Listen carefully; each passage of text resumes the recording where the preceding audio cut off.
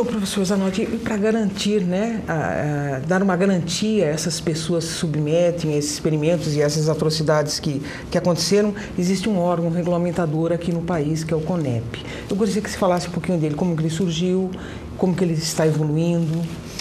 Perfeito. Essa ideia, então, de ética em pesquisa, como a professora Yara colocou, ela nasce na Segunda Guerra, no pós-Segunda Guerra, com o objetivo de proteger os interesses dos sujeitos de pesquisa, ou seja, impedir que se praticassem pesquisas que não tivessem uma base ética, que não respeitassem as pessoas, que levassem as pessoas a problemas como esterilidade, problemas como perda de saúde, perda de qualidade de vida. E é bom até lembrar que o que aconteceu em Nuremberg é que muitos dos médicos, que eram assim, na verdade, alguns deles até torturadores, não é, Yara? Torturadores, na verdade, não eram pesquisadores, né? Eram pessoas que produziam maldades, né? Se escudavam atrás dessa ideia de que estavam fazendo pesquisa. E daí é que surge esse movimento internacional, ali logo no pós, capitalizado inclusive pela ONU, né, que em 1980 solta uma recomendação, né, e a partir então desse período 80, o Brasil vira um país signatário, né, dessas orientações da ONU e procura trabalhar uma regulamentação dentro do Brasil, né, de como você produzir pesquisa com os seres humanos. Daí, em 96, portanto, há 16 anos, não é, em termos, é pouquíssimo tempo, né, em termos de linha de tempo. Em 1996 surge a CONEP, né, que é uma Comissão Nacional de Ética em Pesquisa. Essa CONEP é subordinada ao Conselho Nacional de Saúde, que é um órgão estritamente ligado diretamente ao Ministério da Saúde, né? E a CONEP ela tem sede em Brasília e o órgão funciona com 30 membros, né? São 30 pessoas que participam da CONEP, são 30 representantes, vamos colocar nesses termos, que não são apenas pesquisadores, são também professores, né? São alguns representantes da própria Agência Nacional de Saúde, né? Representantes da sociedade civil, gente que representa parte dos usuários do Sistema Único de Saúde, né? Do SUS. E nós temos na CONEP, inclusive, interessantemente, um índio, né? Que é membro também e participa das discussões a respeito das pesquisas que envolvem populações indígenas, né? Para a CONEP vão principalmente, como foi mostrado na reportagem do Gustavo, vão principalmente as pesquisas de áreas temáticas especiais, né? Se eu me esquecer de alguma, Yara pode até me lembrar também. São ligadas à área de biossegurança, à área de cooperação estrangeira, ou seja, se algum pesquisador brasileiro desenvolve junto a um financiador estrangeiro, se vem capital de fora, um laboratório de fora do país, desenvolve alguma pesquisa, então, no qual exista uma cooperação, um financiamento, essa pesquisa tem que passar também pela CONEP, né? Pesquisas que envolvem populações indígenas têm também que passar pela CONEP, ou seja, a área de bioengenharia também tem que passar pela CONEP, a área de novos fármacos, novos procedimentos também tem que passar. É um conjunto de 7 áreas, né, que obrigatoriamente passam, então, em nível nacional pela CONEP para depois serem desenvolvidas essas pesquisas. E a CONEP existe para avaliar se o procedimento que o pesquisador deseja desenvolver, se ele respeita o sujeito de pesquisa, se ele está dentro de uma conduta ética adequada e se ele está protegido de toda a documentação que é necessária, né, às pesquisas então, que são desenvolvidas. É sempre assegurando o sujeito de pesquisa. A ideia é essa. Né? O objetivo da CONEP sempre será, né? A CONEP ela não funciona sozinha. São, como eu disse, 30 membros que estão lá, pessoas de todas as regiões do Brasil, de áreas das mais diferentes, como, por exemplo, gente da psicologia que está presente, o pessoal da área médica, gente ligada à antropologia, gente ligada ao direito também, né? Tem dentistas também presentes nessa comissão nacional. E este ano, pela primeira vez na história da CONEP, acolheram um jornalista, que sou eu, no caso, né? Que passei a integrar com um mandato de 4 anos, né? Enquanto membro dessa comissão. Essa comissão ela não funciona sozinha, ela funciona, como eu disse, em Brasília, e a ela estão interligados hoje no país algo em torno de 645 comitês de ética, né? Que existem, então, no país todo e que se submetem a uma orientação que é baixada pela CONEP e, por sua vez, inspirada na Resolução 196/96, então, que cria todo esse sistema. Todo esse sistema. Então, existe essa instância inferior, que é subordinada à CONEP, que são as comissões de ética em pesquisa. Isso. A rigor, né, não é uma instância inferior. Não é. É o que a gente chama de comitê de ética. Todas as instituições que fazem pesquisa envolvendo seres humanos, é bom deixar bastante claro, tem que envolver ser humano, né? Se for pesquisa que envolva seres humanos em qualquer nível, por exemplo, desde o nível de uma intervenção cirúrgica até o uso de um fármaco novo, ou mesmo uma entrevista, né, que é comum você trabalhar com entrevista, por exemplo, na antropologia, na sociologia, entrevista que envolva condutas. É outra coisa, né? Que a gente normalmente não pensa, né? Só pensa em fármaco, experimentos. Não, na verdade, o risco ele pode ser físico e também pode ser psicológico e emocional, claro. Eu gostaria que você explicasse, por exemplo, a que riscos esses sujeitos de pesquisa se submetem a por exemplo, a uma pesquisa da área da psicologia ou da antropologia. Ah, perfeito. Só para o telespectador entender, que fica menos palpável. A gente sempre parte do princípio que você tem que preservar a integridade do sujeito de pesquisa. E você sempre nos projetos, o pesquisador tem que explicar, dentre outras coisas, os riscos e os benefícios da pesquisa. Então, qual é o benefício que eu vou trazer à sociedade com a minha pesquisa?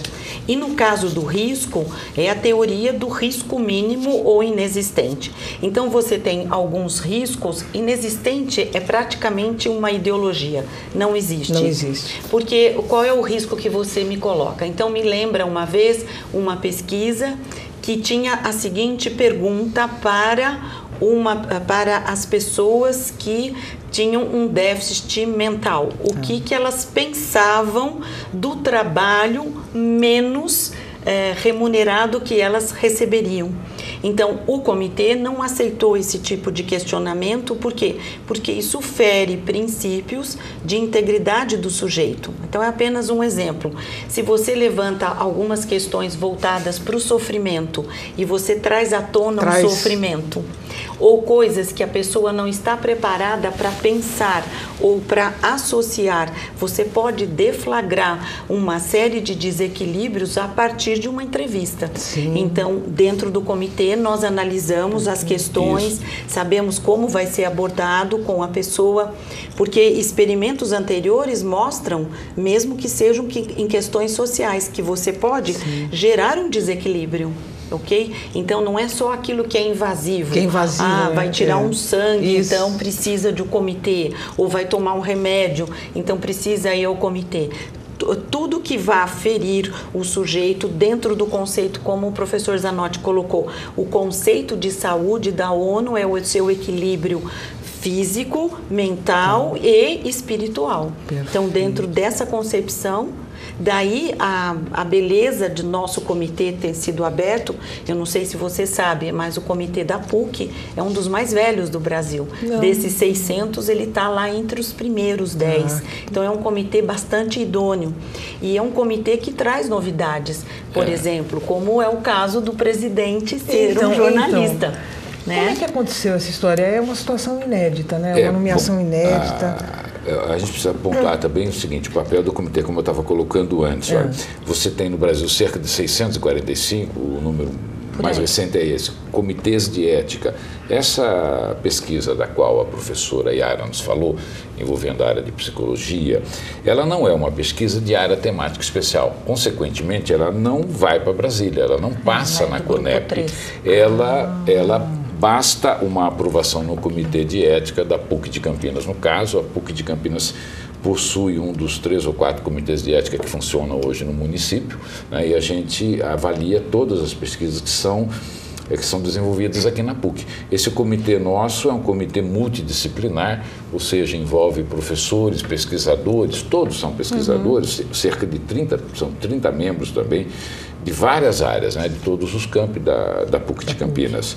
E, como a professora Yara lembrou, houve uma pesquisa X que fazia uma pergunta desconfortável, uma pergunta inoportuna, e no Comitê de Ética, essa pesquisa ela é discutida sob vários olhares, né, o que a gente chama de um olhar multidisciplinar. E a partir desse olhar multidisciplinar é que você pega elementos que o pesquisador, muitas vezes, né, por estar trabalhando sozinho na sua pesquisa, acaba não percebendo. Não é? Então, o comitê ele tem essa filosofia de atuar como um membro que assessora o pesquisador na pesquisa que ele pretende desenvolver. Né? Quer dizer, a intenção do comitê, muito diferentemente do que se pensa de brecar, impossibilitar, é exatamente o oposto. Né? O comitê de ética ele deve funcionar, pelo menos o nosso comitê tem esse princípio, ele funciona como um órgão que auxilia, que recomenda, que alerta o pesquisador para problemas que ele venha a encontrar. O que não impede que isso seja revisto, por exemplo, quando esse comitê alerta. Sempre revisto, sempre se rever à luz da nossa resolução, que são as diretrizes, né, a 196. Sempre à luz dela nós discutimos, porque tem, como o professor Zanotti está colocando, as condições também. Então a gente quer saber não só o que vai ser abordado com o sujeito, mas como ele vai ser convidado, em que condições ele falará. Então nós precisamos tomar cuidado, porque o comitê ele é um mediador entre o pesquisador e o participante de pesquisa. E o professor Zanotti colocou, muitas vezes a pessoa acha que nós não estamos querendo aprovar, mas o fato é que, como você tem uma série de exigências, nós vamos checar e discutir essas exigências, e algumas pessoas há um certo embate, então, né? Em muitas situações, não gostar, né? E achar que o seu projeto era perfeito, como que o comitê questiona tantos aspectos, mas é porque o nosso olhar é em cima do participante, né, professor? E em muitos casos, ao observar um determinado aspecto da pesquisa, o comitê faz um alerta para o pesquisador que propriamente não houvera pensado nessa possibilidade, nessa hipótese. Então, é muito mais comum o pesquisador ficar até agradecido a essa observação, a essa leitura atenta que o comitê faz, do que ficar bravo conosco por colocarmos algum obstáculo na pesquisa, como o professor Yara colocou. O obstáculo quem coloca não é necessariamente o comitê de ética, é uma resolução, né, nacional, a resolução 196/96, né, que nos recomenda que tomemos determinadas medidas, tomemos determinadas formas de abordar o sujeito de pesquisa. Em muitos casos, por exemplo, é possível que chegue uma pesquisa, nós vamos entrevistar pessoas para tal finalidade. E daí o pesquisador ele não esclarece em que condições essas pessoas serão abordadas. E a própria abordagem acaba sendo um problema, porque o pesquisador, ele, por exemplo, não pensou nessa hipótese. Tá bom, como é que eu vou chegar nessa pessoa? Como é que eu vou envolvê-la para me dar a resposta, né, ou para me oferecer os elementos que eu preciso para que essa pesquisa caminhe a bom termo. Na reportagem de abertura, nós vimos um dado lá absolutamente interessante. Hoje no Brasil nós temos, pasmem, né? 1.600.000 sujeitos de pesquisa. Eu estava imaginando, isso representa hoje, basicamente, que 1% da população brasileira, 1% está envolvida com pesquisa. É um número absurdamente grande, assustador. Agora, lembremos o seguinte, que são pesquisas, então, em todas as áreas, não é? Sim. São pesquisas feitas na área médica, pesquisas feitas na área social, né? Sim. Então, veja, e todos esses dados estão colocados num instrumento, né?